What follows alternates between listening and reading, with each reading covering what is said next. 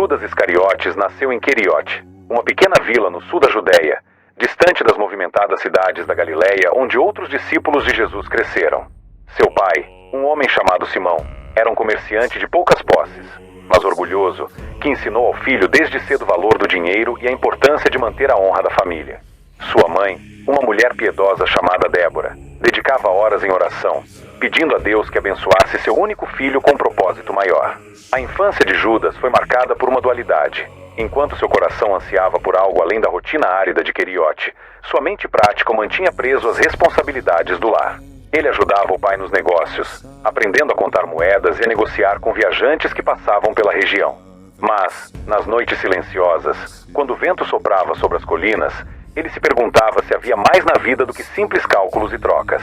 Quando adolescente, Judas ouviu falar de um profeta chamado João Batista, que pregava no deserto, conclamando o povo ao arrependimento.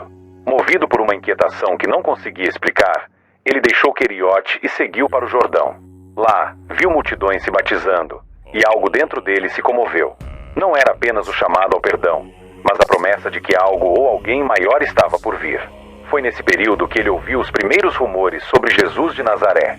Alguns diziam que era um mestre, outros que operava milagres, e outros ainda sussurravam que ele poderia ser o Messias esperado. Intrigado, Judas decidiu segui-lo. Quando finalmente o encontrou, Jesus olhou para ele com uma intensidade que parecia atravessar sua alma. "Segue-me", disse, e Judas, sem hesitar, obedeceu. Nos anos que se seguiram, Judas se tornou um dos 12. Era responsável pela bolsa, administrando os recursos do grupo com eficiência.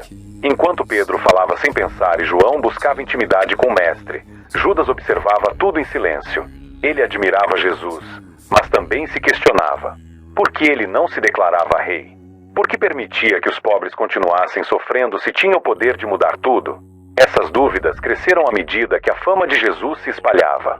Os milagres eram incontestáveis, mas a recusa de Jesus em assumir um papel político frustrava Judas. Ele começou a acreditar que, talvez, um gesto mais drástico fosse necessário para forçar o mestre a agir. Se os líderes religiosos o confrontassem, Jesus teria que revelar seu poder. Foi assim que, pouco antes da Páscoa, Judas procurou os sacerdotes. "O que me dareis se eu vos entregar Jesus?" perguntou. 30 moedas de prata foram o preço combinado. No momento em que as moedas caíram em suas mãos, ele sentiu um frio percorrer seu corpo, mas convenceu-se de que estava fazendo certo. Na noite da traição, Judas liderou os soldados até o Getsêmani. "Aquele que eu beijar é ele", disse. Quando seus lábios tocaram o rosto de Jesus, esperou que, finalmente, o mestre erguesse a espada do juízo. Mas Jesus apenas olhou para ele e disse: "Amigo, a que vieste?" O que se seguiu foi um turbilhão. A prisão, o julgamento, a crucificação. Quando Judas viu Jesus condenado, percebeu o horror do que havia feito. As moedas de prata queimavam em suas mãos como brasas. Ele correu até os sacerdotes, gritando: "Pequei, traí sangue inocente." Mas eles apenas riram. Sem conseguir suportar o peso da culpa, Judas saiu e enforcou-se.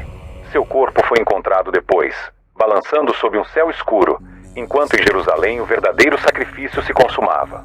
A morte de Judas não foi o fim de sua história, mas o início de uma sombra que pairaria sobre seu nome por séculos.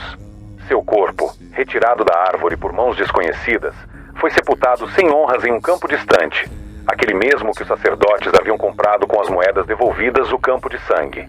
Enquanto isso, em Jerusalém, Jesus era crucificado e o mundo mudava para sempre.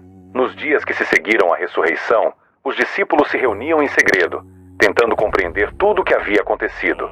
O nome de Judas raramente era mencionado, mas quando era, um silêncio pesado caía sobre o grupo.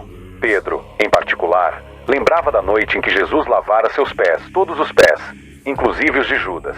Aquele gesto de humildade extrema agora parecia um mistério ainda mais profundo. Por que Jesus sabia e ainda assim o escolhera? Por que permitirá que a traição acontecesse? Enquanto os apóstolos pregavam a boa nova, a memória de Judas era como uma ferida que não cicatrizava. Alguns diziam que ele havia sido um ladrão desde o início, que roubava da bolsa comum. Outros murmuravam que sua ganância o cegara.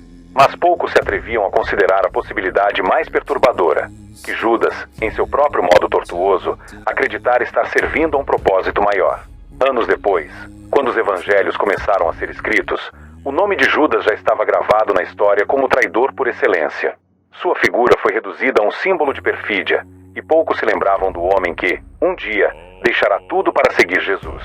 Ninguém sabia ao certo o que se passará em seu coração naquela noite no jardim, ou se, em seus últimos momentos, ele ainda esperava que Jesus se libertasse e revelasse seu poder. Mas em algum lugar entre o céu e a terra, talvez houvesse uma resposta. Porque se a misericórdia de Cristo alcançava até os que o crucificaram, quem poderia dizer que não havia esperança, mesmo para Judas? O vento soprava frio sobre o campo de sangue, onde o corpo de Judas havia sido sepultado em uma cova sem nome. Os pastores que passavam por ali à noite evitavam o lugar, murmurando que algo amaldiçoado repousava naquele solo. Mas em meio ao silêncio daquele terreno abandonado, uma pergunta ecoava através dos séculos. O que teria levado um dos escolhidos a trair o Filho de Deus? Talvez a resposta estivesse nos anos que Judas passará ao lado de Jesus. Enquanto os outros discípulos se maravilhavam com os milagres, ele calculava quanto poderiam ganhar se administrassem melhor os recursos. Quando Jesus falava sobre o reino que não era deste mundo, Judas ouvia com impaciência, esperando sempre uma palavra sobre revoltas, sobre a queda de Roma. Sua fé estava misturada com ambição, sua devoção contaminada por expectativas humanas. Naquela última ceia, quando Jesus dissera: "Um de vós me trairá", os discípulos haviam olhado uns para os outros em horror. Judas mantivera o rosto impassível, mas suas mãos tremiam sob a mesa. Quando recebeu o pão molhado das mãos do mestre, um sinal de intimidade, algo dentro dele se partiu, mas já era tarde demais. O destino estava em movimento. Após sua morte, lendas surgiram sobre seu fim. Alguns diziam que seu corpo inchara até explodir. Outros, que sua alma vagava sem descanso, condenada a reviver eternamente o momento do beijo. Mas a verdade mais sombria era que Judas, em sua arrogância, acreditara conhecer melhor que o próprio Cristo o caminho para a salvação de Israel. Enquanto a igreja crescia, seu nome tornou-se sinônimo de traição, mas também um aviso silencioso, o perigo de seguir a Cristo com o coração cheio de projetos pessoais. Porque Judas não havia rejeitado Jesus, ele havia tentado usá-lo. E nisso, talvez, residisse sua maior culpa.